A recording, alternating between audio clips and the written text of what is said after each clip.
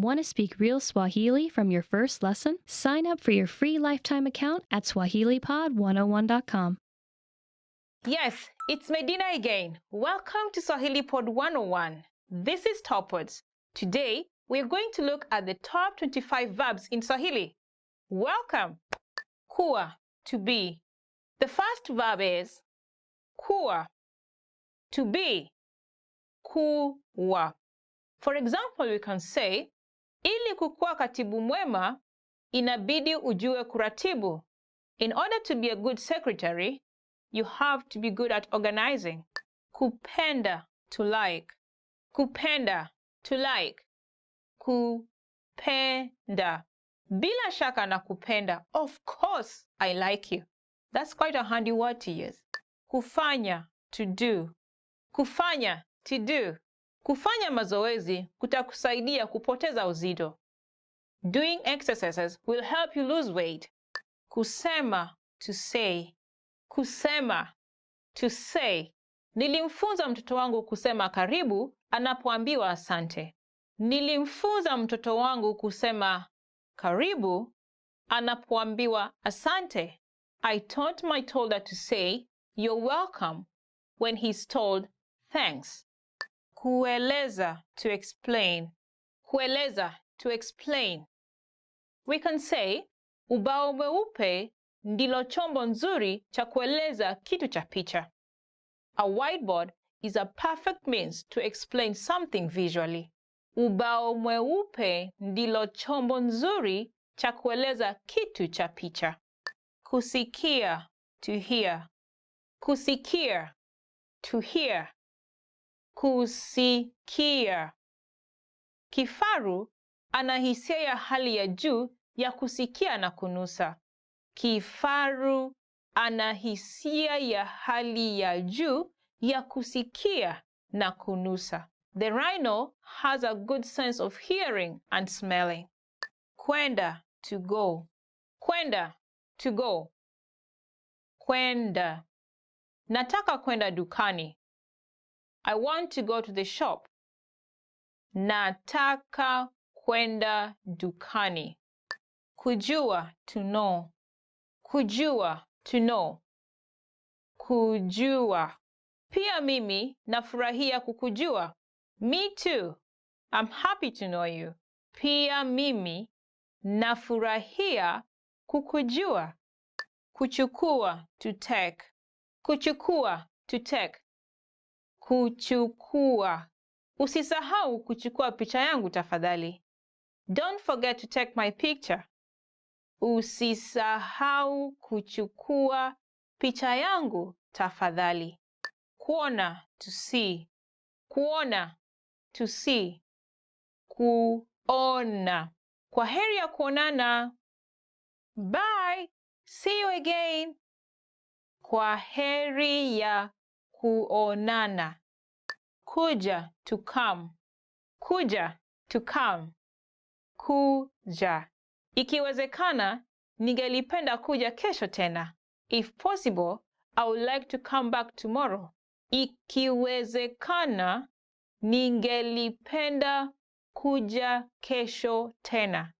Kufikiria, to think. Kufikiria, to think. Kufikiria. Fikiria unachotaka, unipe jibu kesho. Think about what you want and give me the answer by tomorrow.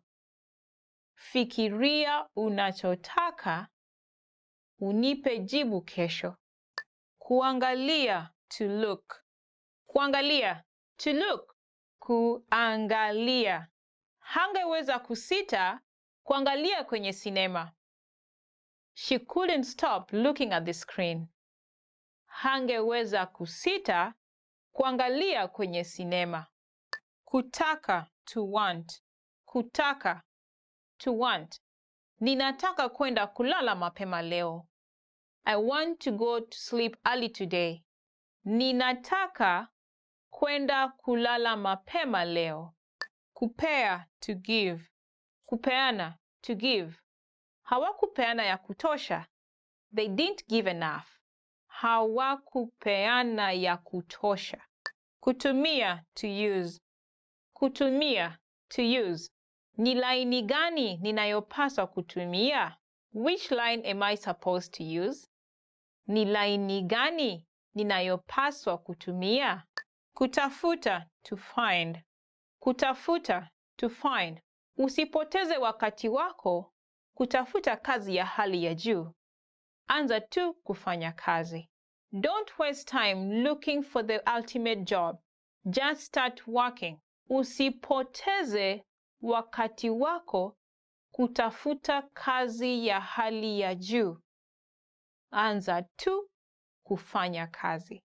Kwenda nje, to go out. Kwenda nje, to go out. Kwa hakika tunahofia, lakini hauwezi enda nje leo usiku. We are really sorry, but you cannot go out tonight. Kwa hakika tunahofia, lakini hauwezi kwenda nje leo usiku. Kuuliza, to ask. Kuuliza, to ask. Nitakuuliza mara nyingine moja. I will only ask you one more time. Nitakuuliza mara nyingine moja. Kufanya kazi, to work. Kufanya kazi, to work. Naomba unisaidie kufanya kazi hii. I request that you help me do this work. Naomba unisaidie kufanya kazi hii. Kuingia, to enter. Kuingia, to enter. Hauwezi kuingia bila kibali. You cannot enter without permission. Hauwezi kuingia bila kibali. Kuhisi, to feel. Kuhisi, to feel. Kuhisi. Nahisi vizuri. I feel good.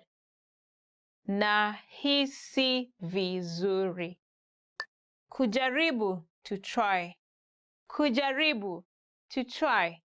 Kujaribu. Ningelipenda kuchagua kitu ambacho sijawahi kujaribu.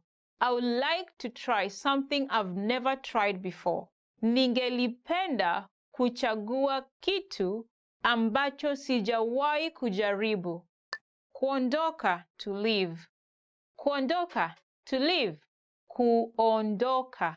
Watu huzoea kuondoka nyumbani na kwenda kazini wakati wa jua kupaa. People usually leave home for work at sunrise. Watu huzoea kuondoka nyumbani na kwenda kazini wakati wa jua kupaa. Kuita, to call. Kuita, to call. Kuita. Nitakuita papo nitapofika nyumbani. I will call once I arrive home. Nitakuita papo nitapofika nyumbani. Thank you so much for staying with us until the end of this video. How was it? If you liked it, please, we'd like to hear your comments. And don't forget to visit SwahiliPod101.com for more lessons. See you then. Bye. Kwaheri. Yes, welcome again. This is Medina. Welcome to Swahili Pod 101.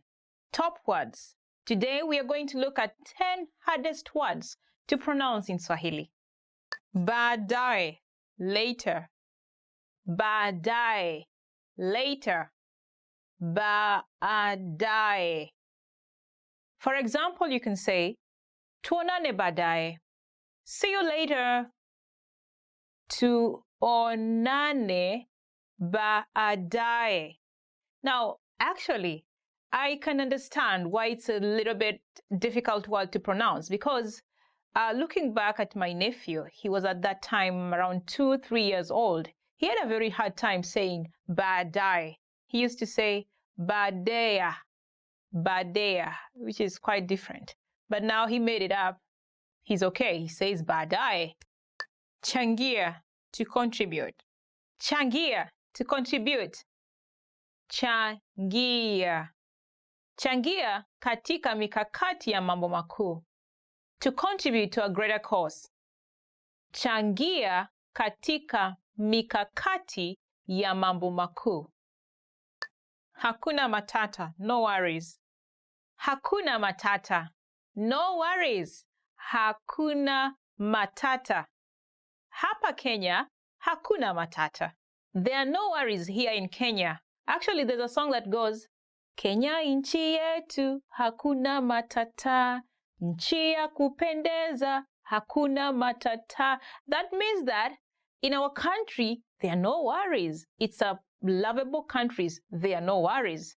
Yeah, hakuna matata is quite a handy word to use. Actually, it's in a song, so just learn the song and you get the word. If you're a fan of Lion King movie, I'm sure you've heard about this phrase. Kiangazi, hot season. Kiangazi, hot season. Kiangazi. Kuna kiangazi sana kaskazini mwa nchi. The north part of the country is very dry. Kuna kiangazi sana kaskazini mwa nchi. Kipupwe, cool season. Kipupwe, cool season. Kipupwe. Watu hupata homa wakati wa kipupwe. People catch flu during the cool season. Watu hupata homa wakati wa kipupwe. Mchungwa, orange tree. Mchungwa, orange tree. Mchungwa. Nimelala hapa chini ya mti wa mchungwa. I am lying here under an orange tree. Nimelala hapa chini ya mti wa mchungwa. Ng'ang'ana, to strive. Ng'ang'ana, to strive. Ng'ang'ana. Nang'ang'ana kuwa wa kwanza. I'm striving to be the first one. Ng'ang'ana. Can you try saying it out?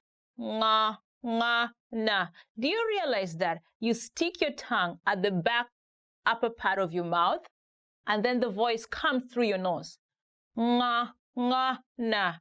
Hope you did it. Ng'ombe, cow. Ng'ombe, cow. Ng'ombe. Hawa ni ng'ombe wawili. Hawa ni ng'ombe wawili. These are two cows. Ng'ombe is similar like ng'ang'ana.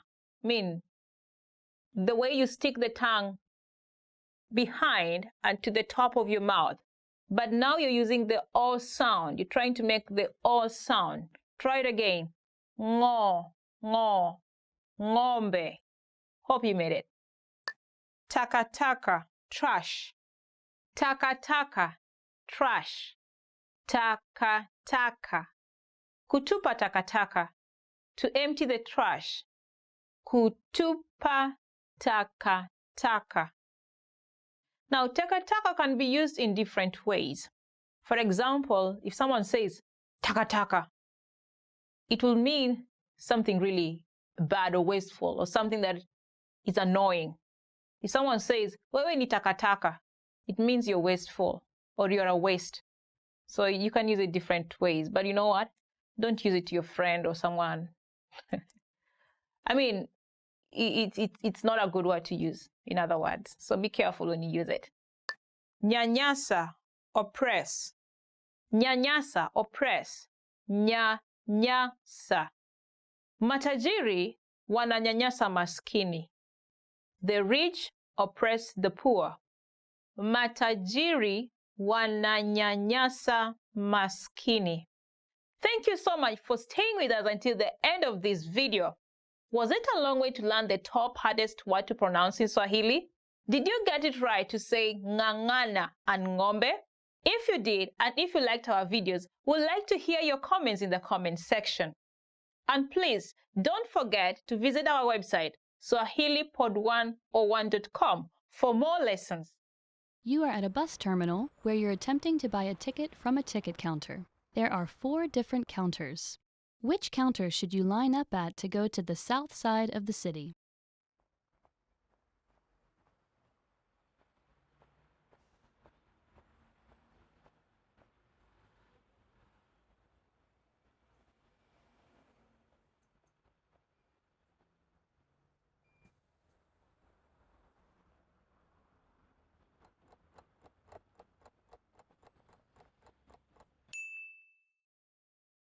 Which counter should you line up at to go to the south side of the city?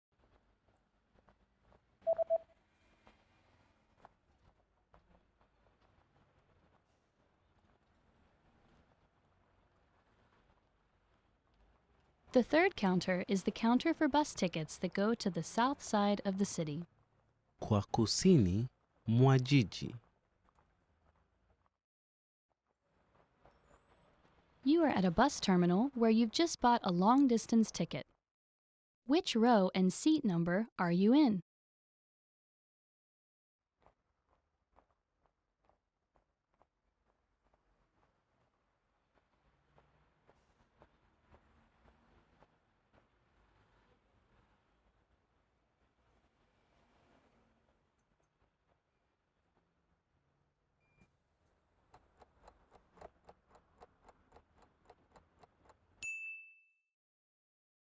Which row and seat number are you in?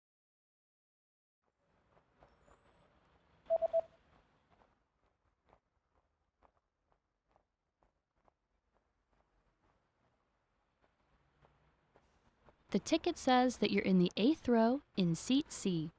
Safu la 8, kiti cha. You are at a bus terminal where you're reading the schedule for long-distance buses. On which days are there no buses running?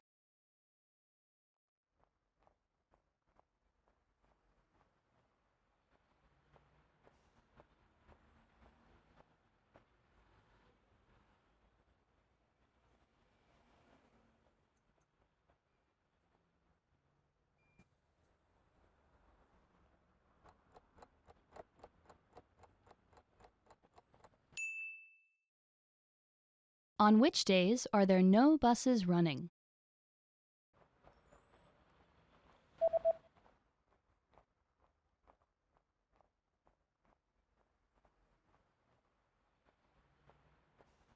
There are no buses running on public holidays and the 3rd Sunday of every month.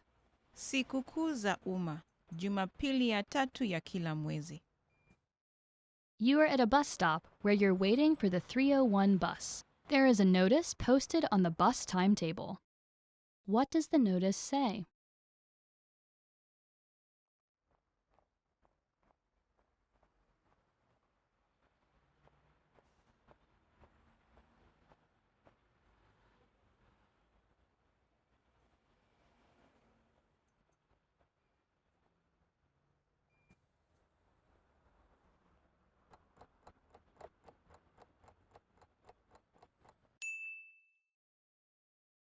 What does the notice say?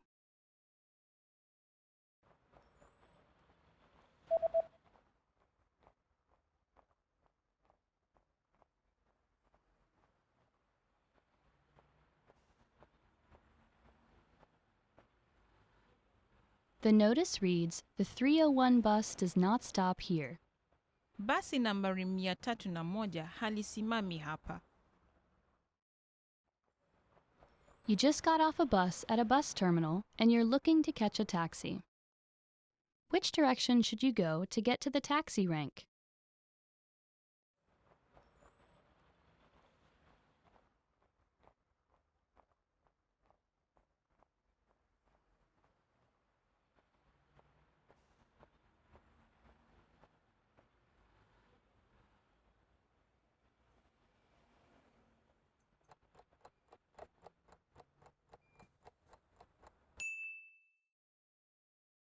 Which direction should you go to get to the taxi rank?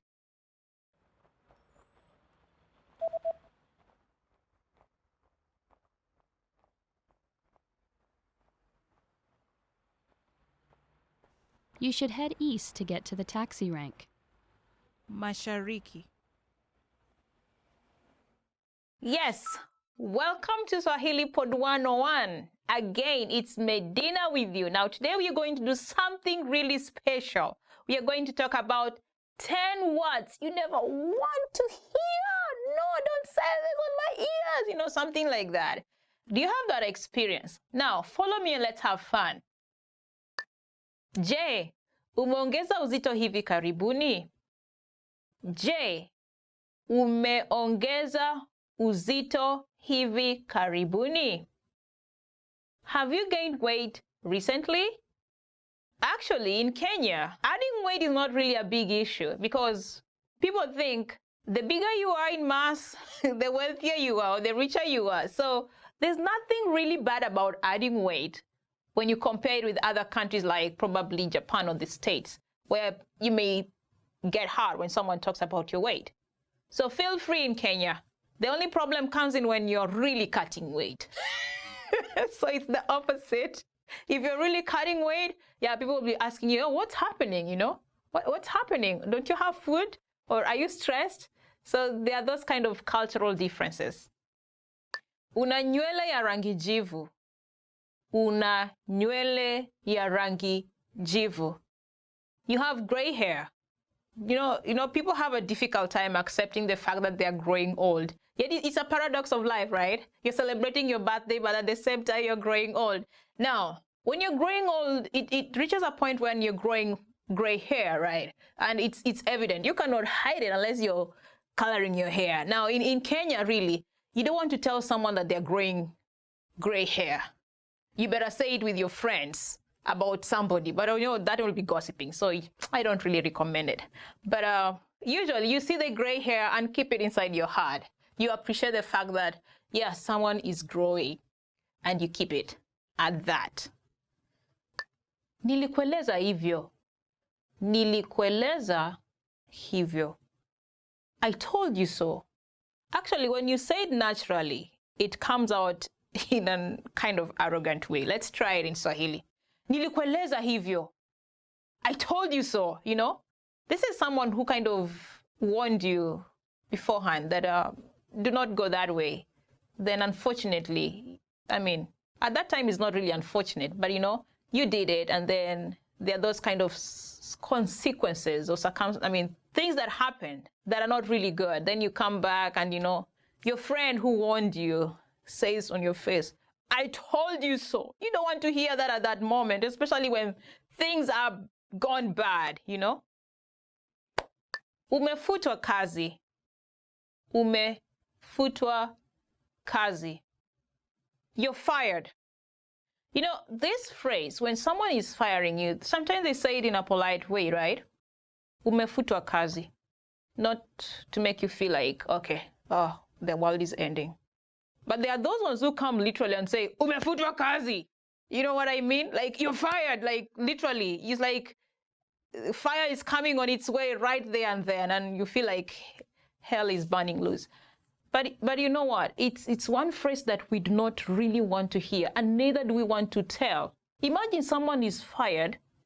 I mean, I have friends who have been fired, and they will never want to tell. You'll just see by yourself. You'll not see them getting out of the house, and you're like, oh, what happened? You don't even want to go ask, you know? You're afraid. So you ask the neighbors. You hear from the neighbors that, oh, amefutwa kazi, which is kind of very sad. It's not a phrase that you want to hear. Not from your good friend either, right? Sio wewe, ni mimi. Sio wewe, ni mimi. It's not you. It's me. You know, this is one of the common phrases we hear when people are breaking up. Usually someone says this to take responsibility of the situation, like them breaking up. It sounds like polite, but it's like a cliche nowadays, and it's not a fun word to say. Sio wewe, ni mimi. Hope you never meet this word. I wish you luck. Asante kwa wasifu wako. Hata hivyo, nafasi hiyo ishachukuliwa. Asante kwa wasifu wako. Hata hivyo, nafasi hiyo ishachukuliwa. Thank you for your resume. However, the position has been filled. Okay, let us imagine you're looking for a job, like, yes, seriously. And honestly, this is seriously in Kenya because we have a pool of undergraduates who are looking for jobs every day, you know?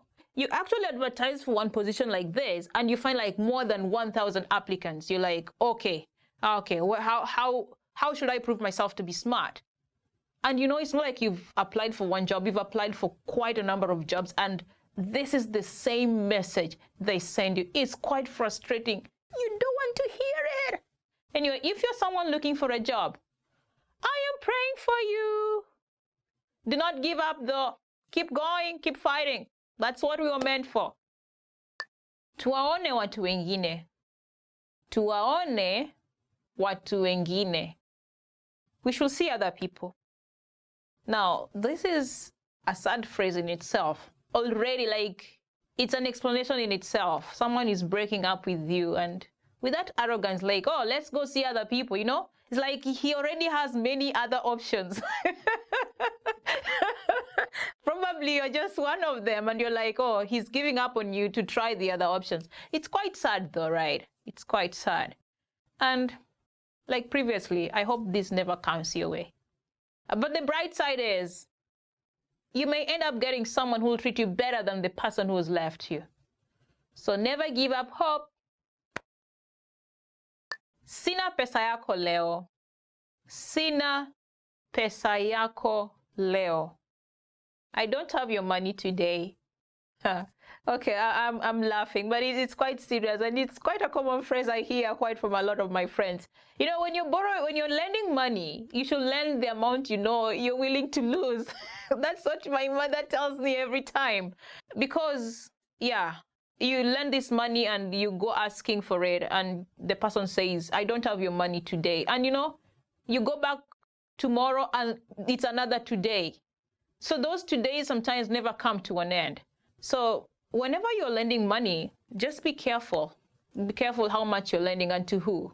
Once bitten, twice shy. So if you're lending money to the same person who says that I don't have your money today, you have to think again. I wish you luck in this. Inapaswa tuongee. Inapaswa tuongee. We need to talk. For me, this is one of the phrases that are for real. I never want to hear. And when it gets into my ears, I'm like, oh, there's trouble. I get so tensed up. I get so uncomfortable. And I just want to get out of it. I want to ask the person, okay, let's do it now so that we end it right now. I don't know about you. Please tell us your feelings at the comment sections later. We'd like to hear what you say.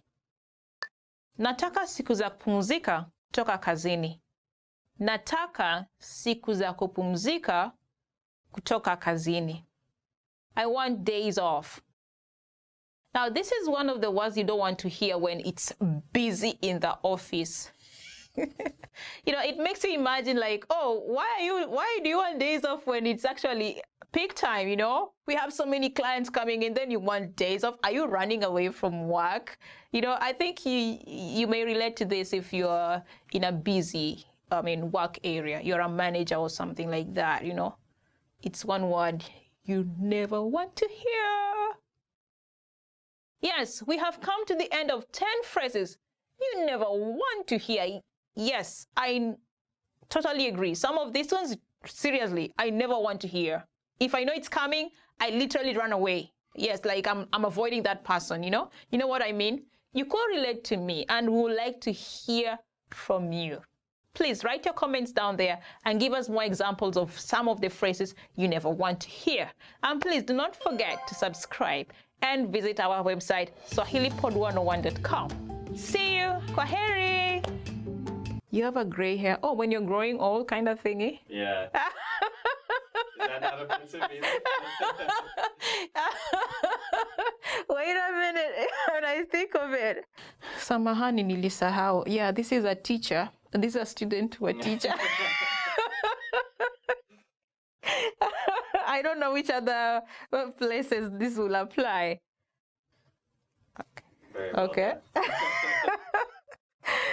This is funny. You know, it makes me remember things that I've never thought about. Okay, welcome again. It's Medina on Swahili Top Words. Today we're going to look at something that may be fun, I would say. Not for everyone though, but we're going to have fun in this lesson. 10 phrases for surviving back to school. Let us psych up our attitude and let's get going. Mfuko. Mfuko. Backpack. Mfuko. Backpack. Huo ni mfuko wangu. Huo ni mfuko wangu. That is my backpack. Yes, I'm ready to go to school. That is my backpack. Mwenzangu darasani. Mwenzangu darasani. Classmate. Mwenzangu darasani. Classmate. Juma ni mwenzangu darasani. Juma ni mwenzangu darasani. Juma is my classmate. Did I have Juma as a classmate? Not really, but I had many classmates. I can't remember, but I have good memories of all of you, the fun guys, the fun ladies. I miss all of you. And my dedication for this lesson to you, my classmates. Kazi ya ziada. Kazi ya ziada. Homework. Kazi ya ziada. Homework. Nafanya kazi ya ziada sasa. Nafanya kazi ya ziada sasa. I am doing my homework now. Ask me why. I am late. I'm running late. The deadline is in an hour's time and I have a lot to do. I am hurrying and so nervous. Anyone identifies with my experience? You should get things going early. Mtihani. Mtihani. Exam. Mtihani. Exam. Tunafanya mtihani wiki ijayo. Tunafanya mtihani wiki ijayo. We are sitting for exams next week. Oh, time is running. Time is running. I feel like I haven't done enough for that exam. Only if they could suspend it, I'll be so happy. But you know what? I can't help it, but I got to read. I got to read. Oh. Majira ya likizo. Majira ya likizo. Summer break. Majira ya likizo. Summer break. Majira ya likizo nitapumzika kutoka kwa masomo. Majira ya likizo nitapumzika kutoka kwa masomo. During summer break, I will take a rest from studies. Anyone as happy as I am? Yeah, and summer break is even longer. What are you going to do? I am so happy. But you know what? Don't forget to get a book and read, even if it's a novel or something like that. You know, studies never end. But I know relaxing is the point there. Relax and take advantage of it. Shule. Shule. School. Shule, school. Shule yetu inaitwa Briban. Shule yetu inaitwa Briban. Our school is called Briban. Kind of fancy name, right? Tell me the name of your school. We want to hear it. Some of our school names are in our mother tongues. I would like to hear those especially. Briban is an international school in Nairobi and it stretches to other neighboring countries like Tanzania. It offers British or international curriculum. You can feel comfortable to visit Briban. And if you want to relocate to Kenya, why not think about joining Briban or something? I mean, it's a really cool school. Really cool. You can try it and go for a walk. Yeah, you can try an open campus actually and just to figure out how the school is. I wish you luck. Soma. Soma. To study. Soma. To study. Tunasoma masomo 8 kwa siku. Tunasoma masomo 8. 8 kwa siku. We study 8 lessons per day. 8 lessons per day. Yeah, I know, I have those experiences, but now I only have 4 lessons. And sometimes I am free. I enjoy my world here. Persevere, soon you'll come on my side. Ni siku ya kwanza ya darasa. Ni siku ya kwanza ya darasa. It's the first day of school. Ni siku ya kwanza ya darasa. It's the first day of class. Ni siku ya kwanza ya darasa. Ni siku ya kwanza ya darasa. It's the first day of class. How do you feel on your first day of class? Are you excited to go see your friends, meet your teachers, get in that class? The first day of class for me, do I even remember the feeling?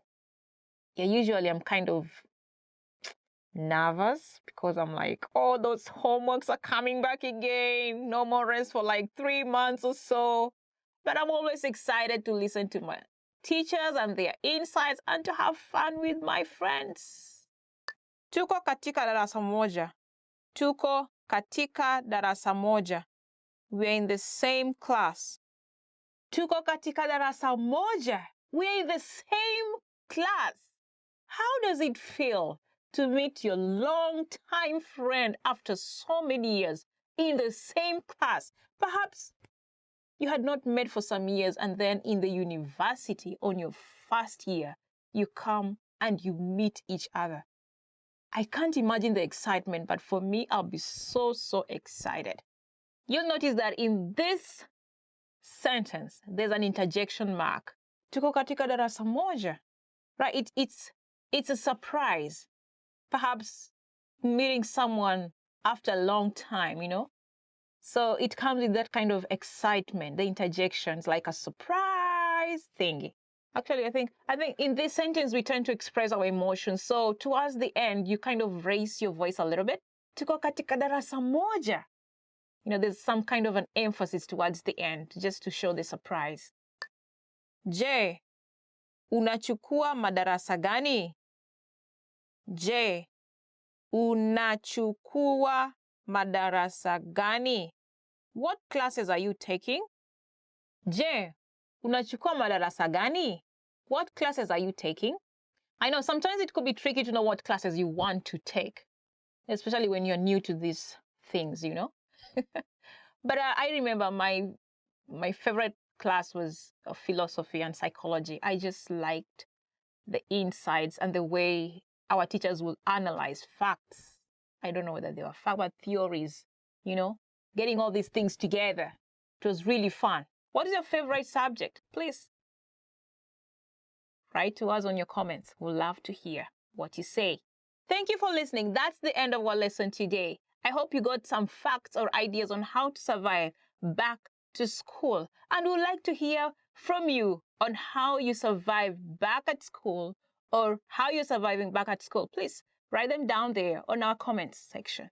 And do not forget to subscribe. Please visit our website, swahilipod101.com, for more lessons and exciting, more fun lessons. Thank you so much. See you. Bye. Habari yako? Mzuri sana. Uko mzima? Niko mzima kabisa, asante. Habari ya asubuhi. Mzuri mwenzangu, lakini nilikuona wapi? Kwa majina naitwa Fatuma Ali. Nami naitwa Mohamed Njoroge. Niko na furaha kukujua. Nimefurahia pia. Nimetumwa na rafiki yako nije nikuone. Haya basi, nikusaidiaje? Asante sana kwa kuja kuniona hospitalini. Karibu sana. Nilivyosikia umejifungua mapacha, niliamua lazima nije. Nashukuru. Nimekuletea zawadi. Zingine za hawa watoto na zingine zako. Asante sana mwenzangu. Nashukuru. Tafadhali, naomba ujue umenikanyaga. Oh, mimi? Ndiyo, kwa vidole za mguu. Pole sana. Habari yako? Mzuri sana. Mna chakula ama kinywaji kilicho tayari? Ndiyo. Nikupakulie nini? Je, mna chai ya maziwa? La, lakini tunayo kahawa ya maziwa. Sawa. Nitakuita baadaye. Nipe muda kidogo. Sawa. Yeah, welcome everyone. It's Medina again. Welcome to Swahili Pod 101. Today, we are going to look at the top 25 phrases in Swahili. Let's have fun. Jambo. Hello. Okay, the first phrase is Jambo. Hello. Jambo. Jambo is one of the most simple greetings in Kenya. Anyone can use it at any time. In fact, we love using it with tourists. Please visit Kenya and just say Jambo. Habari za asubuhi. Good morning. Okay, the next phrase is Habari za asubuhi. Good morning. Habari za asubuhi. We often wake up tired sometimes in the morning, but it doesn't cost to say Habari za asubuhi. Good morning. Habari za mchana. Good afternoon. The next phrase is Habari za mchana. Good afternoon. Habari za mchana. You know, in the afternoon when you meet someone, you're like, oh, Habari za mchana. Habari means news. So you're trying to ask someone, okay, how is your afternoon? Tell me anything that is happening in your afternoon. Usiku mwema. Good night. Usiku mwema. Good night. Usiku mwema. Good night. Yes, it's time to sleep. I sometimes look forward to that time. And, you know, I look forward to saying good night to my friends or to my family or to my whatever person who is there. Jina lako nani? What's your name? Jina lako nani? What's your name? Jina lako nani? It's an obvious question whenever we meet with people, especially when you want to know who they are. It's polite to know someone's name, right? Do you like being called by your name? Yeah, that's why this phrase is very important. Jina lako nani? Mimi naitwa. Mimi naitwa Medina. My name is Medina. Mimi naitwa Medina. Now, this is actually an answer to the previous question, Jina lako nani? What's your name? Now, you have to keep this in mind that, you know, if you use this word frequently, you'll be able to tell people about your name. You'll be able to tell people your name. Nina furaha kukutana na wewe. Nice to meet you. Nina furaha kukutana na wewe. Nice to meet you. Nina furaha kukutana na wewe. Nice to meet you. I mean, it's really polite. I always feel like energized when someone says, nice to meet you. It can be awkward when someone says, oh, I did not want to meet you, you know, but we rarely hear that. Just use that word, nice to meet you. Habari gani? How are you? Habari gani? How are you? Habari in Swahili means news. And gani means what? So what news? Actually, what you're trying to ask here is like, what do you have? I mean, what is all about your life right now in a polite way, you know? Then someone will say, mzuri, or it's okay. They will not go on telling you whatever is happening all around, but, you know, they'll just say it's fine or not good, you know? So it's an important phrase. Niko salama, asante, na wewe? I am fine, thanks. And you? Niko salama, asante. Fine, thanks. And you? Niko salama, asante means, oh, I'm fine. Literally, that is what it means. I'm fine, thank you. Then you take it back. What about you? You are concerned about the person who is asking you, you know? If you just say, oh, I'm fine, thanks, then you keep quiet, you know? I mean, we do that sometimes, but, you know, sometimes you want to show concern, so you ask, na wewe, and you? Tafadhali, please. Tafadhali, please. It's a magic word all around the world. So tafadhali is one of those words that you want to embrace when you visit Kenya. Tafadhali, whenever you're asking a favor, just say tafadhali. Excuse me, tafadhali, tafadhali. That's one great word you need to remember. Asante, thank you. Asante, thank you. It's also one of the magic words that relates to tafadhali, please. You know, asante is like you're appreciating whatever favor you received from someone who did you a favor. So it's also one of those words you like to embrace whenever and wherever. Karibu, you're welcome. Karibu, you're welcome. Karibu. Karibu is one of the most common words used in Kenya. For example, when someone knocks your door, you'll say, oh, karibu. That means come in or welcome, actually. Then in some circumstance when someone gives you something, you'll say thank you, right? Now, the person who is giving, you will say karibu. Karibu means welcome. So it can be a joke, but you know what? You can go and ask them, or you can go and ask as many favors as you can, because they said karibu. I mean, that's a joke. You don't have to take it seriously, though. Ndio. Yes. Ndio. Yes. Ndio. Ndio is a response. Whenever someone asks a question, you can say ndio if it's a positive answer, to the question. It depends. You know, there are the yes, no questions. Yeah, that is where it lies. Ndio. Umefika Kenya? Ndio. Umekula chakula? Ndio. Umefika Kenya means, have you arrived in Kenya? You'll say yes, which is ndio. Have you eaten food? Umekula chakula? You'll say ndio, yes. Hapana, no. Hapana, no. Hapana. Hapana is an answer to the yes-no question, just like ndio. Ndio means yes, as we looked at it previously. Now here it's no. Umefika Kenya? Hapana. Have you arrived in Kenya? No. Umekula chakula? Have you eaten food? No. Hapana. Sawa. Okay. Sawa. Okay. Sawa. Okay. Sawa. Sawa is used to acknowledge that you agree to whatever has been said. For example, you can say, sawa, nimeelewa maelezo yako. Okay, I've understood the explanation. Niwie radhi. Excuse me. Niwie radhi. Excuse me. Niwie radhi. This is a very handy word, especially when you want someone to excuse you for something. Niwie radhi. Naweza angalia mzigo wako? Excuse me, can I check your bag?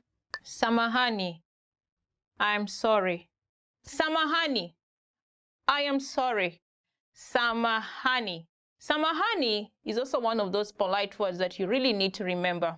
It comes handy when you make a mistake. Samahani, nimechelewa. I'm very sorry that I'm late. Ni saa ngapi? What time is it? Ni saa ngapi? What time is it? Ni saa ngapi? Of course, you'll want to know time. If you cannot see the time, probably there's no wall clock around, or perhaps your phone is off to check, or perhaps you forgot your wristwatch. You'll ask your friend, ni saa ngapi? Msala ni wapi? Where is the restroom? Msalani ni wapi? Where is the restroom? Msalani ni wapi? Now, for real, you may need this word really, especially if nature keeps calling on you. You know, you may want to ask, hey, tafadhali, msalani ni wapi? Excuse me, where is the restroom? Subiri kidogo. Wait a moment. Subiri kidogo. Wait a moment. Subiri kidogo. When you're caught up doing something and someone asks for a favor, you may use this word. Just a moment. Subiri kidogo. Bei ya hii ni nini? How much is this? Bei ya hii ni nini? How much is this? Bei ya hii ni nini? How much is this? Bei ya hii ni nini? Now, he there stands for the thing that you want to buy. For example, you can say, Bei ya hii nguo ni nini? How much is this dress? Saidia. Help. Saidia. Help. Saidia. Saidia! Imagine you're drowning. What will you do? You'll shout, Saidia! Help! When you're in trouble, this word comes in handy. I think you may want to use it. Tuonane baadaye. See you later. Tuonane baadaye. See you later. Tuonane baadaye. After you meet with your friend, you have a chat with her or him, you'll definitely say, bye, see you later, when you're parting. I think it's also one of those polite words that you may want to add to your list. Kwaheri, goodbye. Kwaheri, goodbye. Kwaheri, goodbye. Kwaheri, ri. Now, kwaheri reminds me of those toughest moments in my life, when I went abroad to study and my family was back in my country. The toughest moments was when we were parting, I will never want to say kwaheri. I will never want to say goodbye. I will never even want to utter it out, but I will just say it with tears rolling down my cheeks. Yeah, kwaheri. It's a good word to use whenever you're parting. Sijui, I don't know. Sijui, I don't know. Sijui. This is a word that you'll use when you acknowledge that for sure you're not sure about the answer to the question or to the situation that is happening at the moment. Some people think it's impolite to say sijui, especially when you're asking for directions. They'll try to give you information which might be wrong to show that they are polite. So you got to be careful. Thank you so much for staying with us until the end of this video. Did you enjoy this video? If you did, do not forget to give us a thumbs up and subscribe to our channel. And don't forget to visit swahilipod101.com. Kwaheri! See you again! Want to speed up your language learning? Get access to all of our best PDF cheat sheets for free. Just click the link in the description and sign up for your free lifetime account right now. I'm sorry. Samahani.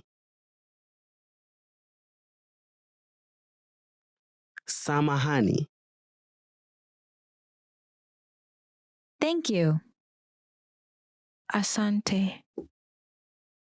Asante. Don't worry. Usiwe na wasiwasi. Usiwe na wasiwasi. It's okay. Sawa. Sawa. Really? Kweli. Kweli. Nice to meet you. Nina furaha kukutana nawe. Nina furaha kukutana nawe. What time is it? Je, ni saa ngapi? Je, ni saa ngapi? Please? Tafadhali. Tafadhali. Please forgive me. Naomba msamaha. Naomba msamaha. I really appreciate it. Nashukuru sana. Nashukuru sana. I don't understand. Sielewi. Sielewi. It's difficult. Ni mgumu. Ni mgumu. Make yourself at home. Hisi uko nyumbani. Hisi uko nyumbani. Hello. Jambo. Jambo. Good morning. Habari za asubuhi. Habari za asubuhi. Good afternoon. Habari za mchana. Habari za mchana. Good evening. Habari za jioni. Habari za jioni. Good night. Lala salama. Lala salama. Sorry to keep you waiting. Samahani kwa kungoja. Samahani kwa kungoja. How are you? Uhali gani? Uhali gani? How have you been? Umeshindaje? Umeshindaje? I'm good. Mi mzima. Mi mzima. This is for you. Hili ni lako. Hili ni lako. You're welcome. Karibu. Karibu. What's your phone number? Nambari yako ya simu ni? Nambari yako ya simu ni? How old are you? Una miaka ngapi? Una miaka ngapi? Where are you from? Ulizaliwa wapi? Ulizaliwa wapi? Where do you live? Unaishi wapi? Unaishi wapi? What is it? Ni nini? Ni nini?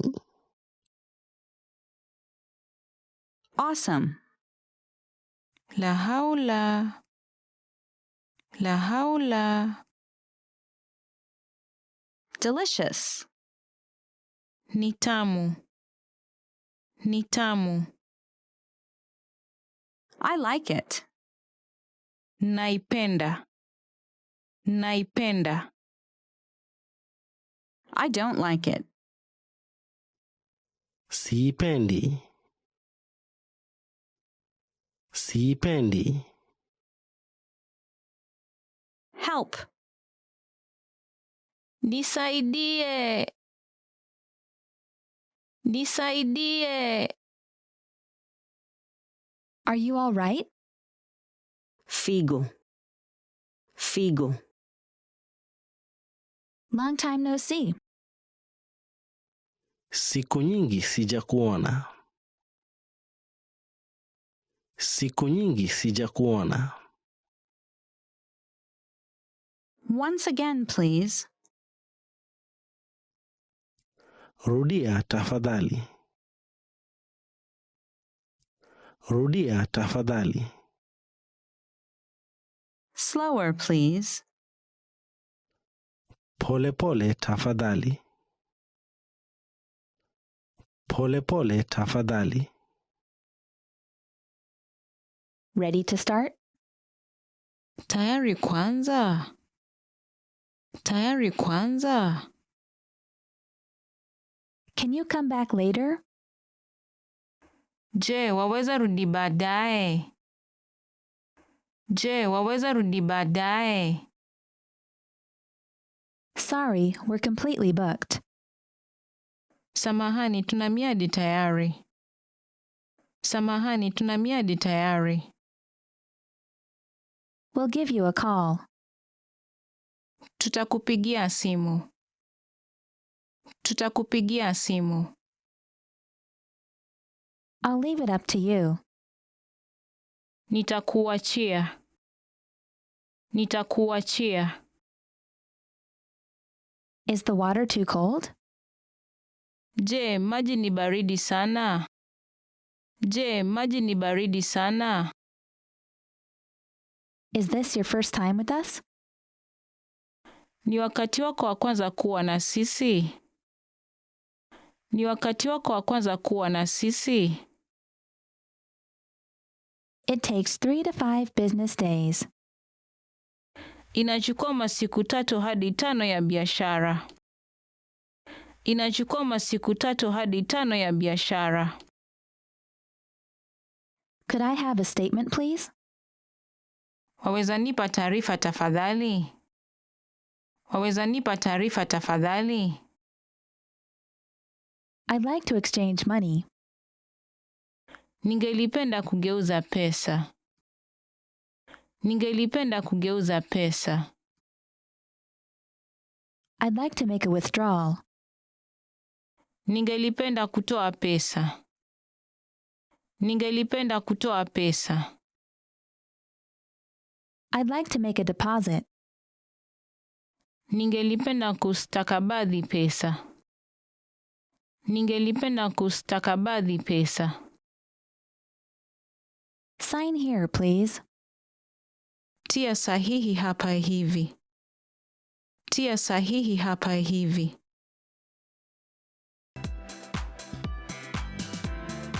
If you're having a hard time sticking with language learning, you'll find out how to fix it now. Let's jump into the first part.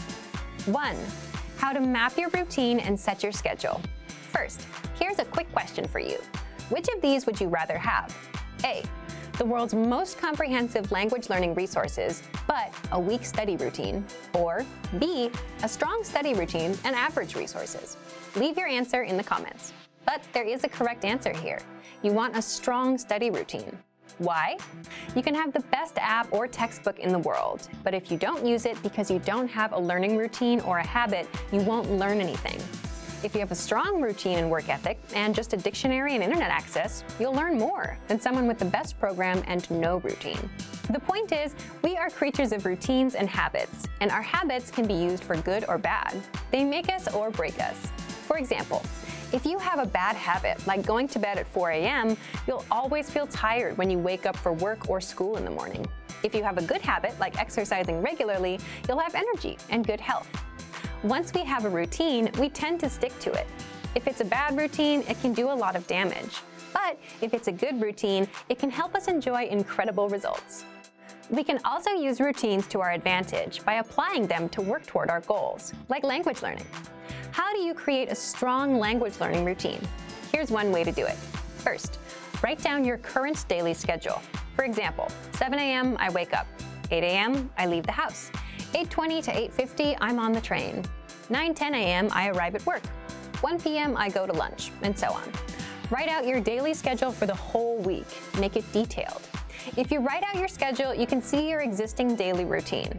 You can see where you can fit language learning into your existing routine, the routine that you're used to, instead of trying to create a new routine. Why does this matter?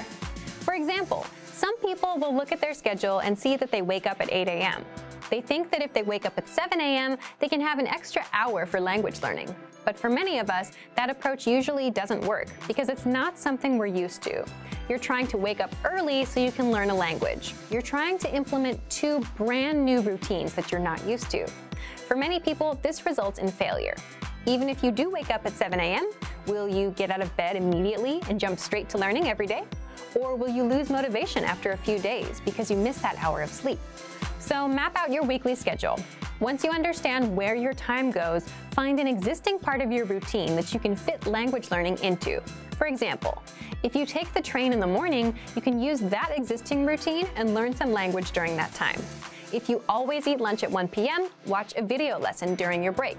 If you always cook at 8 p.m., play some audio lessons in the background. If at first you have to start with multitasking, it's better than nothing. You can at least get used to being exposed to the language while you work on dedicating more time and attention to it. Now, let's jump into part 2. 2. How to choose the learning medium that's right for you. Before you begin learning, it's important to understand what kind of learner you are. Are you a visual learner, or do you learn by reading? There's something called the VARK model, and it's an acronym for 4 learning styles: visual, auditory, or listening, reading, writing, and kinesthetic, meaning hands-on, or actual practice and trial and error. You need to understand what kind of learning resources are best for you. So, how do you determine what kind of learner you are? This depends on you. Do you like watching videos, listening, reading, or writing? Or do you prefer more hands-on practice? There's no wrong answer. It depends on what kind of learner you are and what you like. Also, think about your past language study experience. Did you remember vocabulary words better when you read them from a book? Or was listening to a podcast more helpful for you? How do you usually remember information best? This helps you choose the learning medium or study tools that are right for you. We'll talk more about this in a few minutes. For now, determine what kind of learner you are. Leave us a comment and let us know. The last thing you need to keep in mind is your study ratio. Your study ratio is how much time you spend absorbing information, input, and how much time you spend producing language, output. What you want to strive for is about 50% input and 50% practice or production, producing that language. So, if you read for 30 minutes, then you want to practice for 30 minutes. You can't just consume, you must practice. Otherwise, it's not going to stick as fast. All right, we've covered routines and learning types. Let's move on to part 3. 3. The language tools you'll want for your learning style. In this last part, we're going to cover all the resources that you can take advantage of based on your learning style. But remember, if you're a visual learner, that doesn't mean you should shun resources that don't fit that style. Sometimes it's not practical to watch a video. For example, if you're driving, audio is a much better choice. So let's jump in. If you're a visual learner, take advantage of our video lessons in the lesson library. We have them across all levels, from absolute beginner to advanced. These will be your main source of learning. Use the vocab slideshows. You'll find these on every lesson page and vocab list. The slideshows make it super easy to learn and review words. Just press play and watch. You can put it on a loop and watch for as long as you want. Next, if you're an auditory learner, then take advantage of our audio lessons. You can also use Dialog audio tracks. These give you just the conversation from that lesson, and you can use these tracks to immerse yourself in conversations. Next, if you prefer reading and writing, we include lesson notes and transcripts for every audio and video lesson. So, if you're taking a lesson, read along. The lesson notes include extra grammar explanations, vocab lists, and cultural insights that are not available in the lesson. You can also check out our extensive reading books in the lesson library. These are simple one-line per page books that will build you into a confident reader. If you prefer writing, you can copy out the lesson dialogue into your notebook. You can leave comments on our lessons with sample sentences. You can keep a daily journal in your target language. Plus, you can send messages to your Premium Plus teacher and practice writing. They'll correct your mistakes, tell you how to express yourself in a natural way, and help you improve fast. And finally, if you're a kinesthetic learner and prefer hands-on experience and trial and error, definitely use our Premium Plus teachers and practice with them. You can do that via the My Teacher Messenger on the site or in the app. Use our spaced repetition flashcards. These cards quiz you on words and phrases and help you master them fast.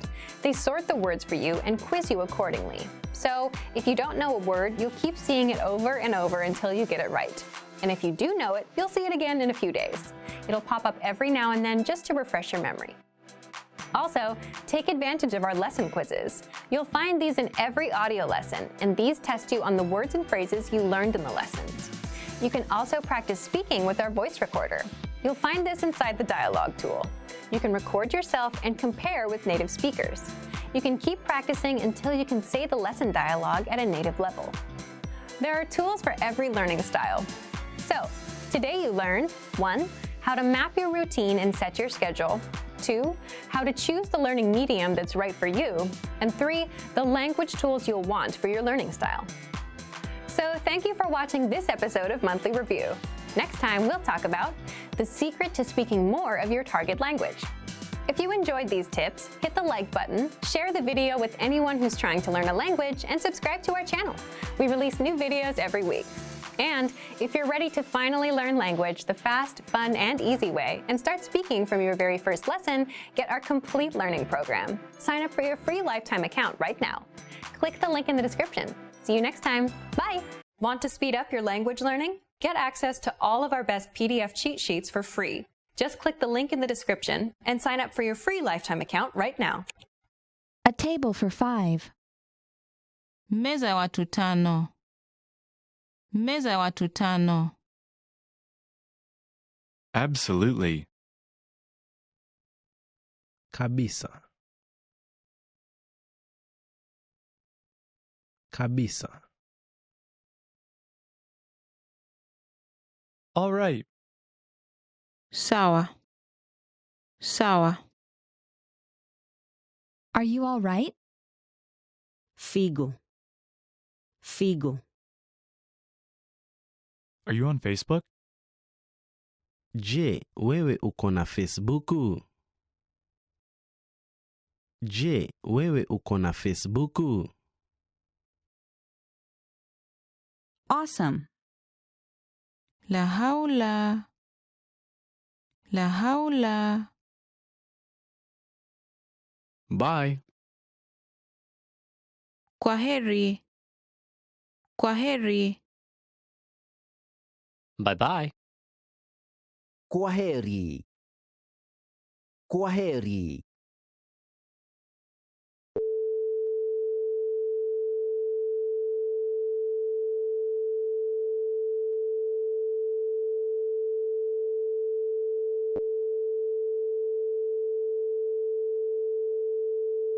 Can I have a bag, please? Waweza kunipa mfuko tafadhali? Waweza kunipa mfuko tafadhali? Can I have a receipt, please? Waweza kunipa risiti tafadhali? Waweza kunipa risiti tafadhali?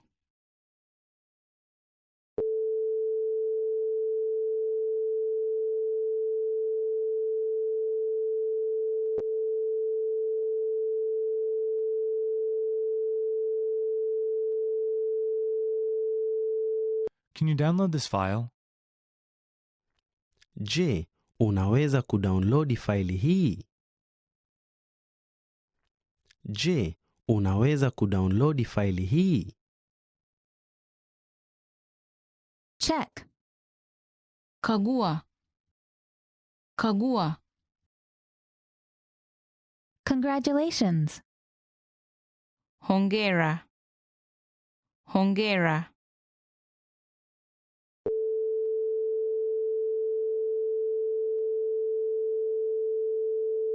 Delicious.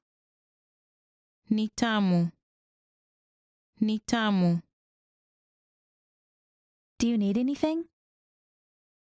Unahitaji chochote? Unahitaji chochote?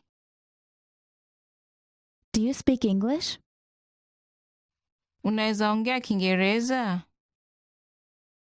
Unaweza ongea Kiingereza? Do you understand? Unaelewa? Unaelewa? Does this bus go to? Je, hii ni basi inakwenda? Je, hii ni basi inakwenda? Don't do it. Usifanye hivyo. Usifanye hivyo. Don't mention it. Usikitaje. Usikitaje. Don't worry. Usiwe na wasiwasi. Usiwe na wasiwasi. Everything is great. Kila kitu kiko sawa. Kila kitu kiko sawa.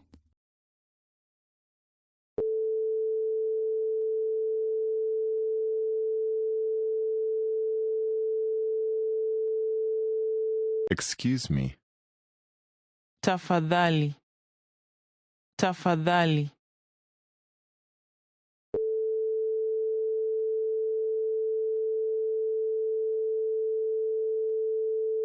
Good afternoon. Habari za mchana. Habari za mchana. Good evening. Habari za jioni. Habari za jioni. Good morning. Habari za asubuhi. Habari za asubuhi. Good night. Lala salama. Lala salama. Goodbye. Kwaheri. Kwaheri.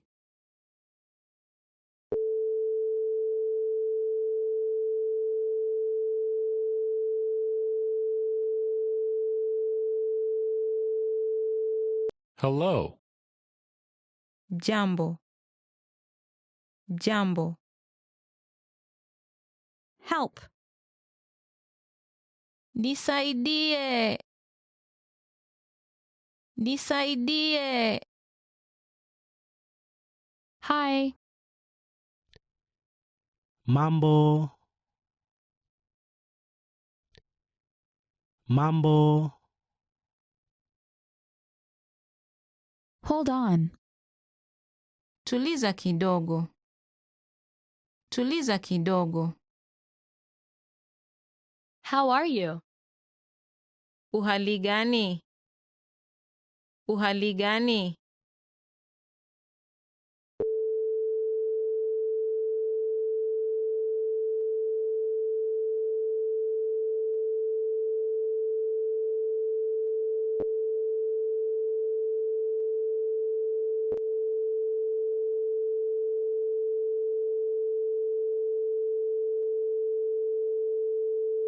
How do you pronounce this? Unatamkaje hii? Unatamkaje hii? How have you been? Umeshindaje? Umeshindaje? How is it? Iko aje? Iko aje?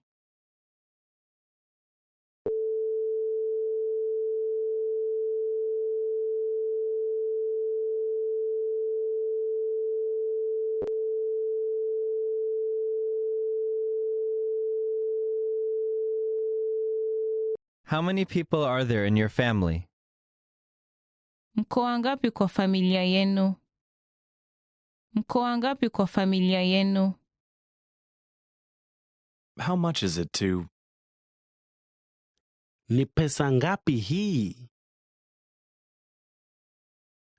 Ni pesa ngapi hii? How much is this? Hii ni pesa ngapi? Hii ni pesa ngapi?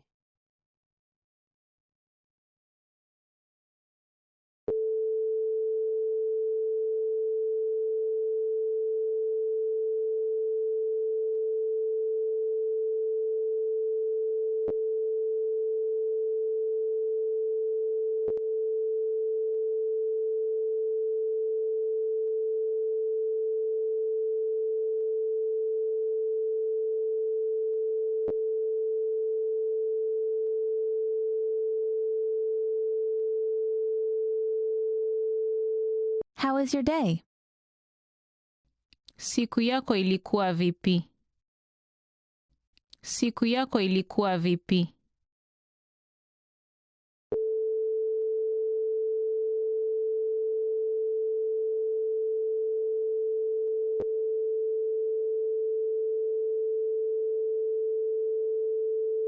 I don't like it. Siipendi. Siipendi. I don't understand. Sielewi.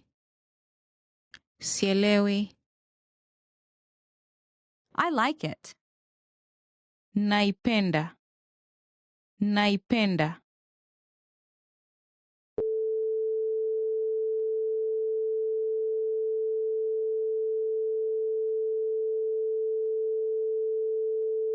I lost my phone. Nilipoteza simu yangu. Nilipoteza simu yangu. I need. Nahitaji asilimia. Nahitaji asilimia.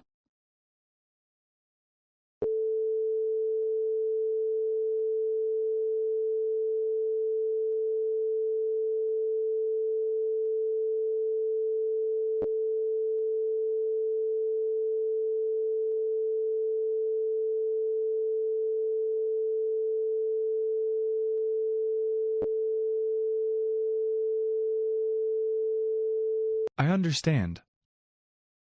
Naelewa. Naelewa. I'd like this. Ningetaka hii.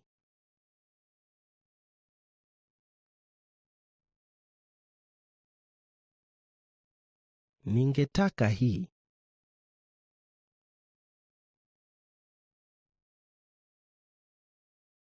have this.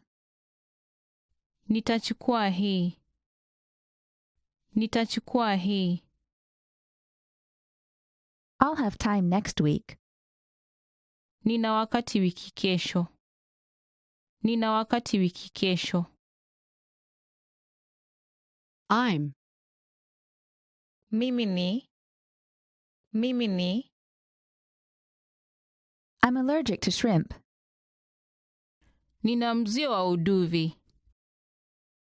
Nina mzio wa uduvi. I'm at home. Niko nyumbani. Niko nyumbani. I'm busy this week. Nina shughuli wiki hii. Nina shughuli wiki hii. I'm fine. Mimi ni mzima. Mimi ni mzima. I'm from. Mimi ninatoka. Mimi ninatoka. I'm full. Nimeshiba. Nimeshiba. I'm good. Mi mzima. Mi mzima.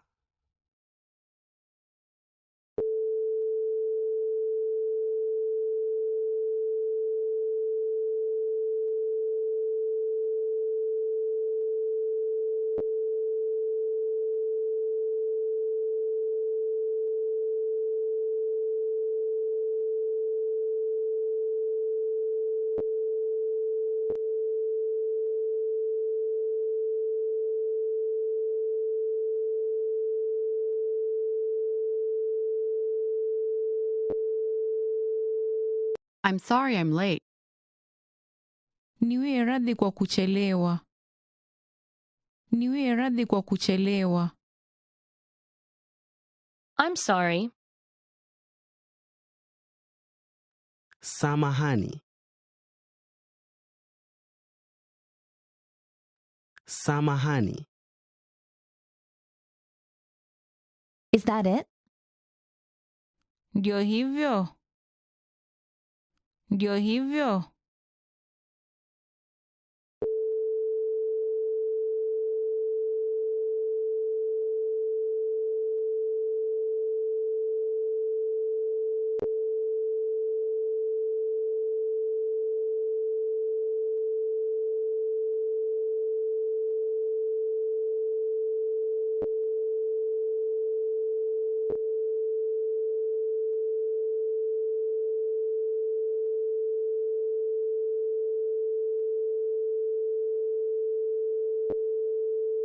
It's difficult.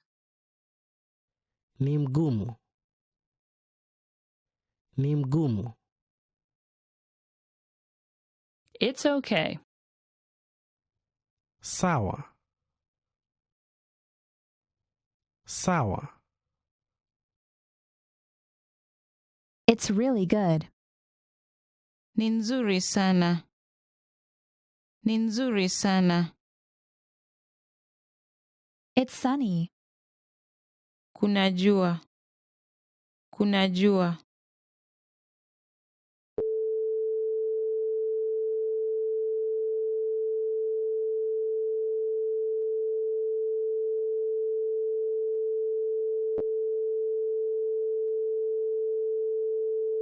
I've heard a lot about you. Nimesikia mengi kukuhusu. Nimesikia mengi kukuhusu.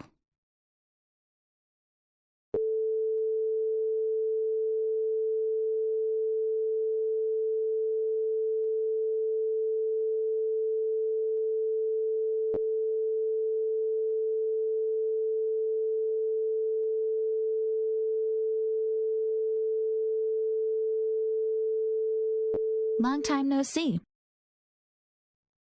Siku nyingi sijakuona. Siku nyingi sijakuona. Make yourself at home. Hisi uko nyumbani. Hisi uko nyumbani.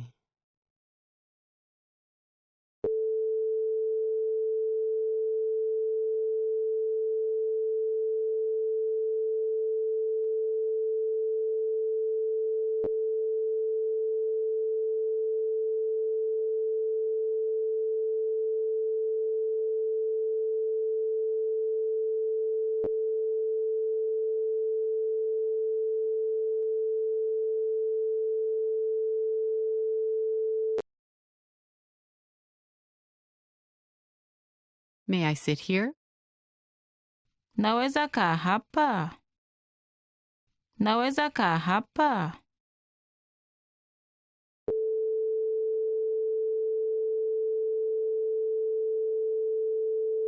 My name is.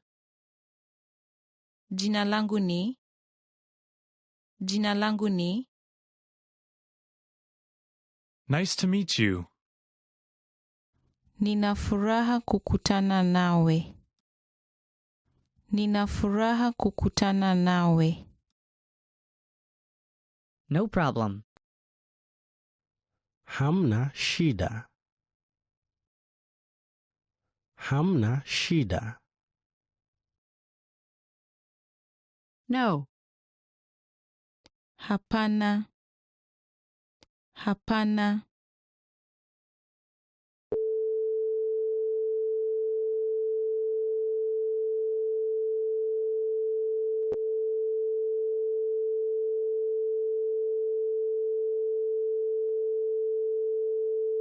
Once again, please. Rudia tafadhali. Rudia tafadhali. Please forgive me. Naomba msamaha. Naomba msamaha. Please have a seat. Tafadhali kaa kwenye kiti. Tafadhali kaa kwenye kiti. Please write it down. Tafadhali andika chini. Tafadhali andika chini. Please. Tafadhali. Tafadhali. Really? Kweli. Kweli. Same for me. Liwe sawa kwangu. Liwe sawa kwangu. Shut up. Nyamaza. Nyamaza. Slower, please. Pole pole tafadhali. Pole pole tafadhali. So, what's new? Sasa nini mpya? Sasa nini mpya? Sorry to keep you waiting. Samahani kwa kungoja. Samahani kwa kungoja. Sounds great.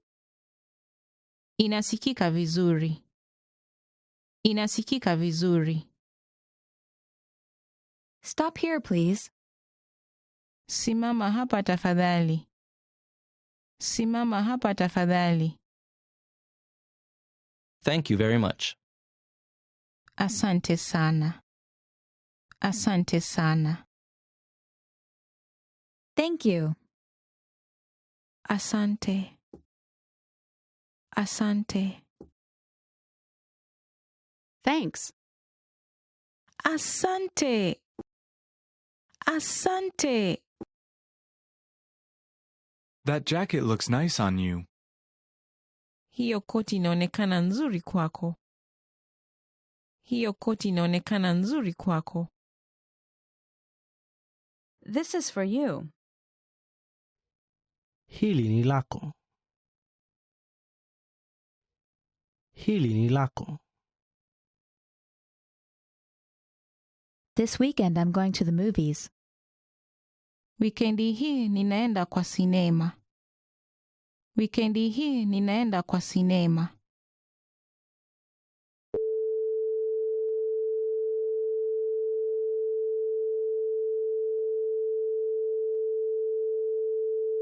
We're meeting someone.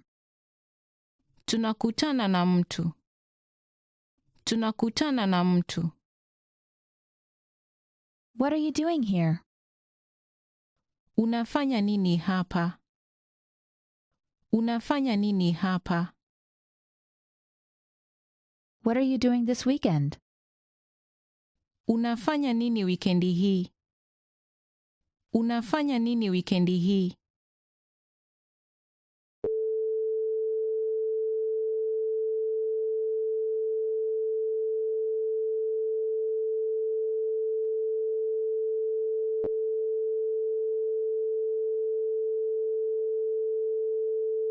What do you do? Unafanya nini? Unafanya nini? What do you feel like eating? Unahisi kula nini? Unahisi kula nini?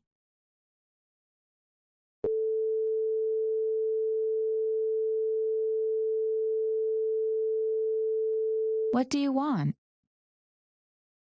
Unataka nini? Unataka nini?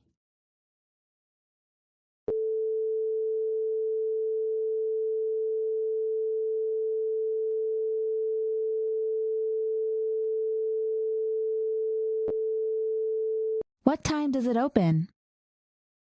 Unafunguka wakati gani? Unafunguka wakati gani? What time is it? Je, ni saa ngapi? Je, ni saa ngapi?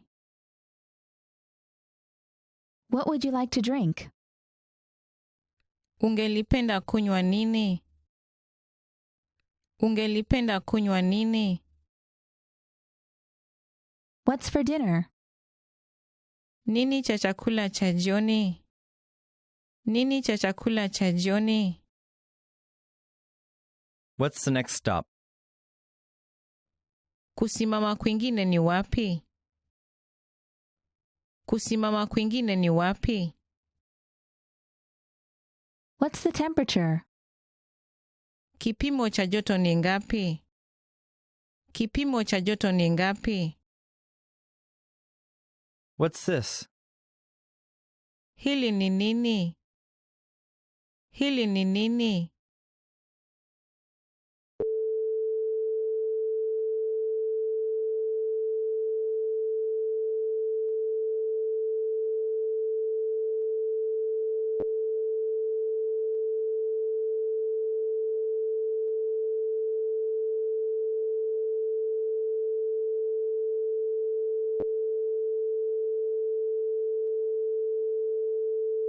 What's your favorite website?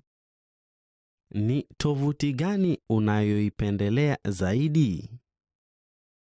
Ni tovuti gani unayoipendelea zaidi?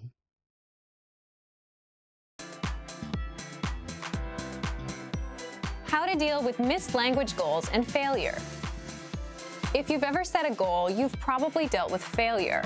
A lot of people set goals around January when they set their New Year's resolutions. If you're planning on setting a resolution to learn a new language in 2021, you'll want to pay attention. Now, in this video, when we say failure, we mean you set a goal, but you don't reach it. For example, if the goal was learning 100 words in a month, either you learned some words, meaning you took some steps, or you did nothing at all, meaning you learned 0 words. Failure usually happens for one of 2 reasons. One, you set an unrealistic goal that's too hard for you or your routine or your lifestyle. For example, learning 1,000 words in a month can be overwhelming. Or 2, it could be for reasons outside of your control. Maybe you got sick, or you're busy at work and have no time, or you're moving. Life can get in the way. So, how do you deal with failure? Do you feel disappointed? Do you quit? Do you keep trying? Leave us a comment and let us know. But if you want to succeed with your future language goals, you'll need to change your outlook on failure and learn how to recover. So, here are 5 ways to deal with missed goals. 1. Ask yourself, Is this outside of my control or inside of my control? For example, you could be moving, you might have overtime at work, you may get sick, and life might just get in the way. These situations are outside of your control, so there's no need to blame yourself. If they were inside your control, it's likely you set a goal that was too hard or simply unrealistic for your current lifestyle. Why ask this? If the situation is outside of your control, you should keep on going. If the situation is within your control, you can work on fixing it, and we'll tell you how in just a bit. Second, if you feel disappointed about a missed goal, which is normal, use that feeling as motivation. Don't stop your language learning journey just because you're feeling disappointed. Third, understand that this isn't the last time you're going to fail. There'll be goals that you'll hit, and there'll be goals that you miss. That's just a fact of life. And in a way, that's good news because you'll get used to failing. You'll learn not to feel too bad about it, and you'll learn how to keep on going. Fourth, understand that as long as you spend time on the language, that's good enough. Goals are also meant to get you moving in a certain direction. So as long as you made some strides in the right direction, that's better than nothing. So if your goal was to learn 100 words, but you learned only 20, 20 is better than 0. You still started moving in the right direction. And if you didn't reach 100 this time, you can hit 100 in the future. It's just a matter of time. Fifth, recover from failure by setting smaller goals. Why set smaller goals? If you failed to learn 100 words, wouldn't it make sense to try that goal again? Or double up, punish yourself, and learn 200 to make up for lost time? In schools, when we miss homework, we have to make it up and stay on track with new homework. This doesn't make sense with goals. The reason is, if you fail again, it's because that goal is too far out of your reach. Either you yourself can't handle it, or your current situation, like being busy at work or having a private matter, doesn't give you much time. By aiming lower, you can at least get back on track to succeeding at reaching a goal. You're getting something done, and you're getting your confidence back up. Because if you couldn't reach 100 words last time, chances are you won't reach it this time. So try 50 words, 30 words. Give yourself a chance to succeed on your own terms. And that's it.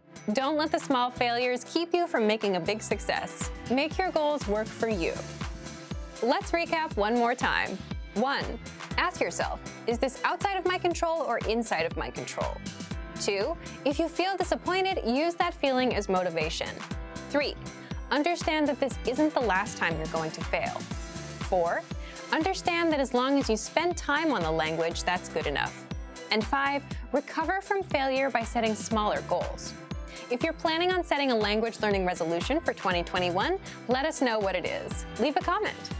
Want to speed up your language learning? Get access to all of our best PDF cheat sheets for free. Just click the link in the description and sign up for your free lifetime account right now. Arrive. Kuwasili. Kuwasili. Ask. Kuuliza. Kuuliza. Bathe. Kuoga. Kuoga. Become. Kuwa. Kuwa.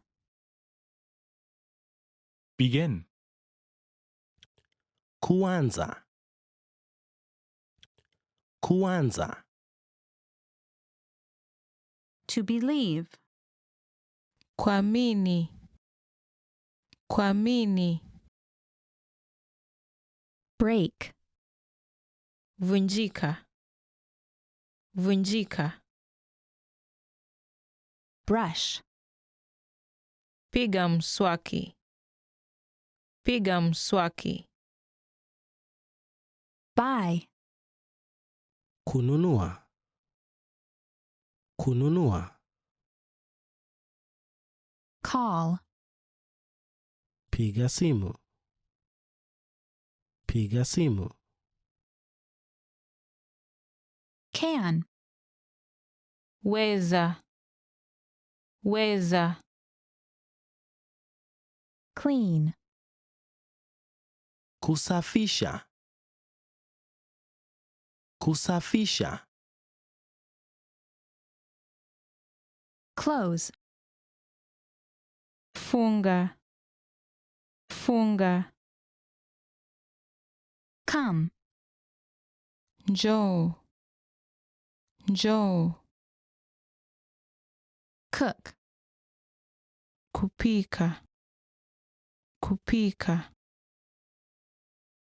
Correct. Sahihisha. Sahihisha. Cry. Kulia. Kulia. Cut. Kukata. Kukata. Dance. Kukatika. Kukatika. Do. Kutenda. Kutenda. Draw. Kuchora. Kuchora. Dream. Kuota. Kuota. Drink. Kunywa. Kunywa. Eat. Kula. Kula. Enter. Kuingia. Kuingia. Erase. Kufuta. Kufuta. Exercise. Zoezi. Zoezi. Exist. Kuwepo. Kuwepo. Explain. Kueleza. Kueleza. Feel. Kuhisi. Kuhisi. Finish. Maliza. Maliza. Forget. Sahau. Sahau. Freeze. Kukanda kwa barafu. Kukanda kwa barafu. Get up. Simama. Simama. Go. Kwenda. Kwenda. Hear. Kusikiliza. Kusikiliza. Help. Saidia. Saidia. Hold. Shika. Shika. Hug. Kumbatia. Kumbatia. Laugh. Cheka. Cheka. Learn. Kujifunza. Kujifunza. Leave. Toka. Toka. To like. Penda. Penda. Listen. Kusikiliza. Kusikiliza. Live. Kuishi. Kuishi. Look.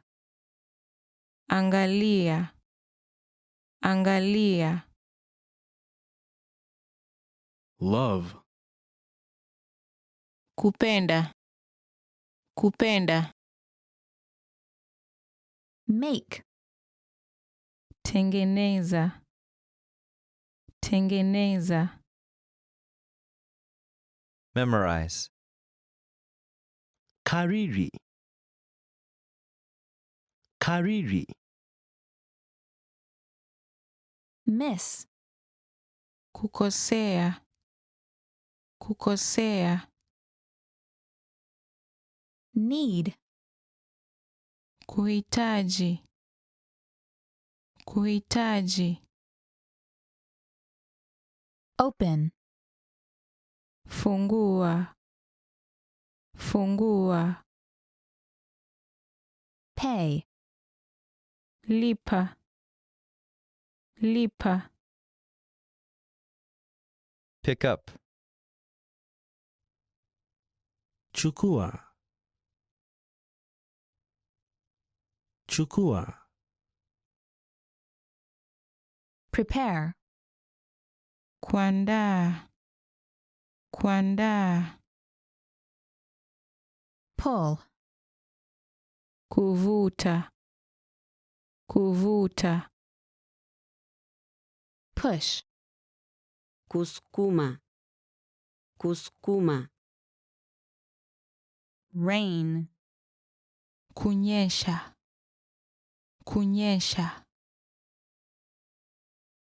Read. Kusoma. Kusoma.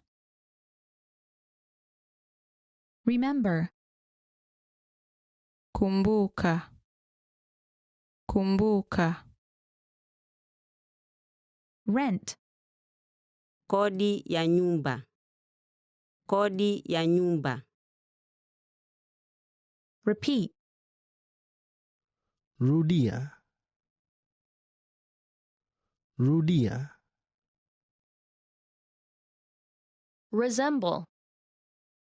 Fanana. Fanana. Respect. Heshimu.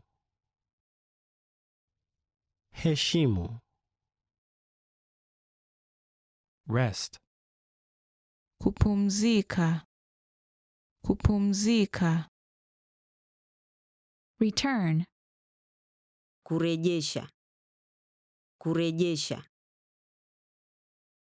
Ride. Kurakibu. Kurakibu. Say. Kusema. Kusema. Search. Tafuta. Tafuta. See. Kuona. Kuona. Sell. Uza. Uza. Send. Tuma. Tuma. Serve. Kuandaa. Kuandaa. Shop. Kununua. Kununua. Sightsee. Kwenda kuzuru. Kwenda kuzuru. Sing. Imba. Imba. Sleep. Kulala. Kulala. Speak. Kuongea. Kuongea.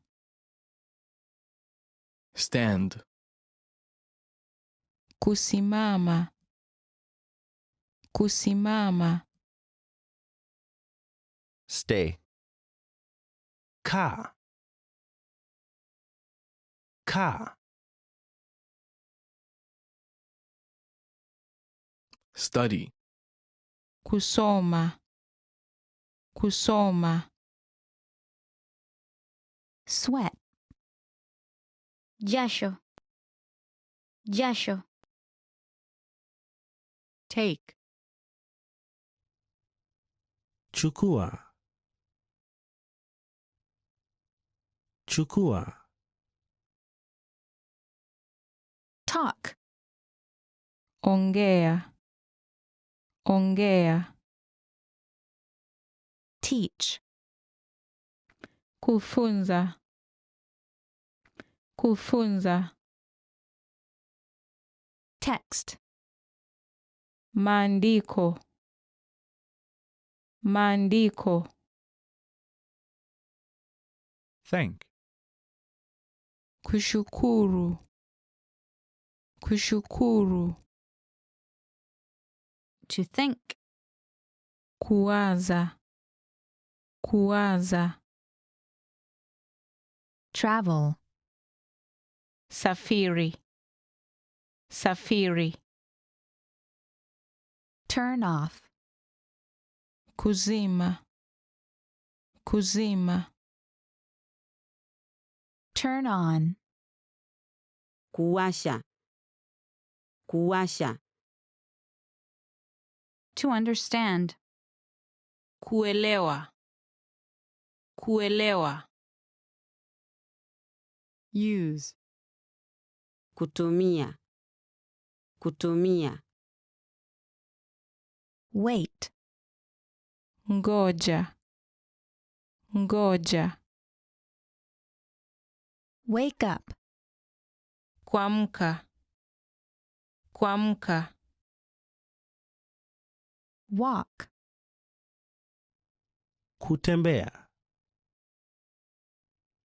Kutembea. Want. Kutaka. Kutaka. Watch. Kutazama. Kutazama. Wipes. Kupanguza. Kupanguza. Work. Fanya kazi. Fanya kazi. Write. Kuandika. Kuandika. Want to start speaking more in your target language? You'll need more words and phrases. In this guide, you'll discover 11 powerful ways to learn tons of new vocabulary. Let's begin. Number 1, sign up for the Word of the Day emails. This is a completely free study tool. Just sign up, and every day you'll get a brand new word delivered to your inbox. You get the definition, the audio pronunciation, Papa. and tons of examples, so you're not just learning disconnected words. Best of all, reviewing takes seconds, so this is a fast and easy way to pick up new words. So keep an eye on your email and look for our Word of the Day lessons.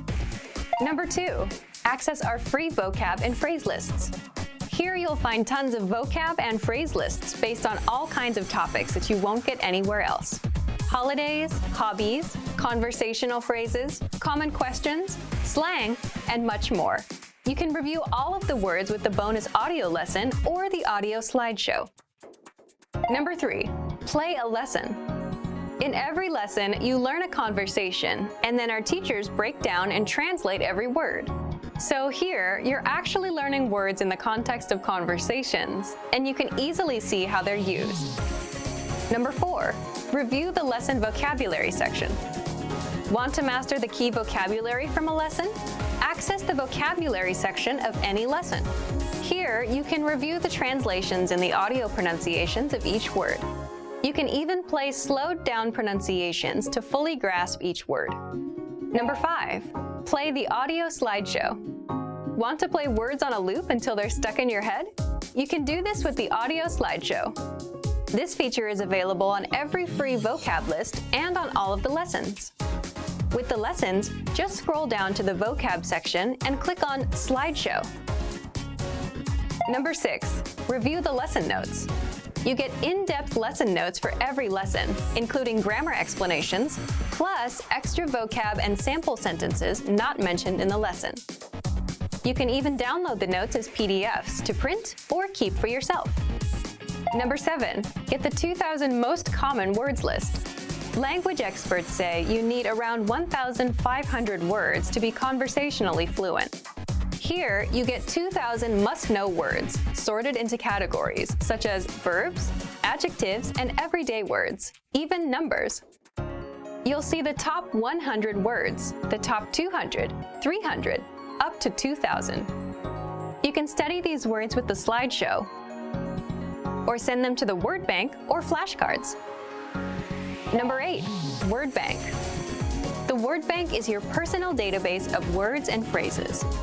If you come across a word you like and want to review later, save it to your word bank. You can save words and phrases from lessons, free vocab lists, and the core 2000 word list.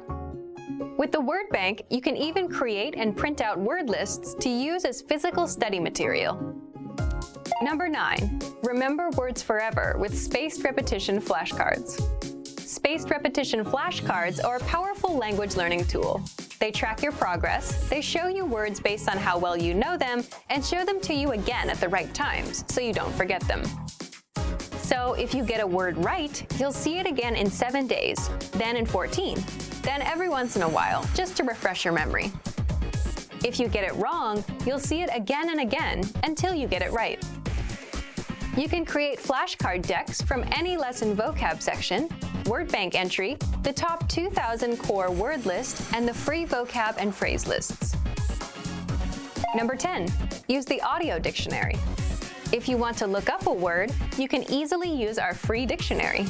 And you can save these words into your word bank as well. Number 11, get even more lessons in the lesson library. If you want even more vocab lessons, then visit our lesson library, and under Category, choose Vocabulary. You'll get all of the lessons dedicated to helping you master must-know vocabulary.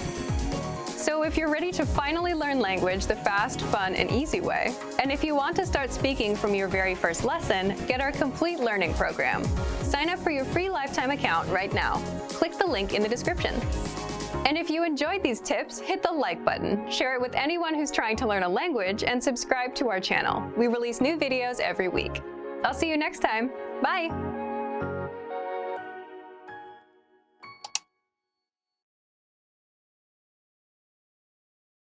Want to learn a new language with your own teacher? In this video, I'll show you how you can learn faster with one-on-one attention and feedback from your Premium Plus teacher and our personalized learning program. Let's begin. Number 1, take your assessment test. To make sure that you get the best one-on-one learning experience possible, you get an initial assessment test to determine your level, your strengths, and your weaknesses. This will also help your teacher create a personalized program for you. So be sure to take the test. Number 2, send your self-introduction. This is your very first assignment. Write out your introduction inside the My Teacher tool and send it to your teacher for review. You can even record your introduction and send the audio to your teacher. They'll review it, correct it, and give feedback on how to make your self-introduction even better. Getting feedback and corrections from a native speaker is incredibly valuable when learning a language, and you'll get plenty of feedback here. Number 3, take advantage of the personalized program. After your assessment test, your teacher will recommend lessons and pathways based on your goals and needs. You even get a bonus PDF cheat sheet based on your reason for learning. Number 4, send writing to your teacher to practice your writing skills. Simply put, you can write anything. Sentences made using a newly learned word or grammar rule, or even a paragraph of what you did this week. It's up to you. Then send it off to your teacher for review. Number 5, want another way to practice writing? You can also send pictures of your handwriting and send the image to your teacher for corrections. Number 6, send audio recordings to practice your speaking skills. This is a great way to start speaking. You can also take what you wrote, read it out loud, and record it. Your teacher will review your audio, send you their own, and help you perfect your speaking and pronunciation. Number 7, you can also send video recordings of yourself speaking the language. Number 8, request audio from your teacher to practice your listening skills. Take advantage of all your opportunities to learn directly from a native speaker. You can ask your teacher to record audio so you can listen to how they speak. Number 9, shadowing. Shadowing is simply mimicking a native speaker for practice. So listen to your teacher's audio and repeat out loud. Number 10, take the weekly assignments to boost your skills. Your teacher can send you assignments at your request to help you stay on track and improve. Assignments cover listening, writing, reading, and even speaking. Find My Teacher inside the My Teacher Messenger tool. If assignments are too easy, you can request some that better fit your needs. Number 11, ask questions and practice. If you have a question about the learning program, lessons, learning strategies, or you just want to start a conversation for some practice, simply send your teacher a message. Learning with a teacher is that simple. So if you're ready to finally learn a new language the fast, fun, and easy way, sign up for your free lifetime account by clicking on the link in the description. Signing up takes less than 30 seconds, and you'll start speaking from your very first lesson. If you enjoyed these tips, hit the like button, share the video with anyone who's trying to learn a new language, and subscribe to our channel. We release new videos every week. I'll see you next time. Bye! Want to speed up your language learning? Take your very first lesson with us. You'll start speaking in minutes and master real conversations. Sign up for your free lifetime account. Just click the link in the description.